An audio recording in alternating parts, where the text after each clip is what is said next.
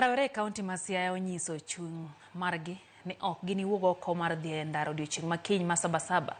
Giwacho ni Saba Saba ne osenyuolo duond buche mathoth e pacho kae kendo leo mage nenre kokalo e sirikal mamanyonda masani tiyo. E twak margi gi jofwambo weche e boma Bondo, Rawere wacho ni kata doko ni katiba ochiwo ratiro mar ng'anyo, Kenya pok ochopo e okang' ma oganda nyalo bago ng'anyo ma onge ketho mwandu.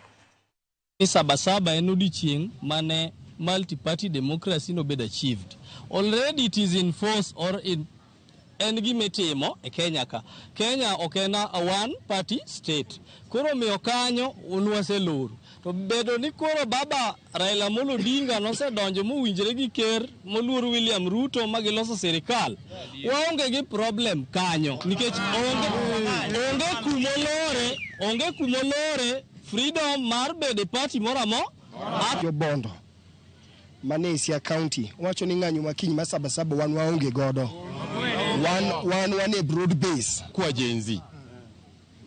Sasa miwuok ni dhi ng'anyo nyaka ing'e ni in at risk.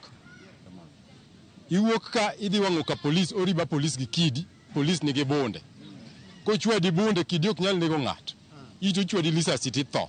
Samise tho imiyo jonyuol ni asara.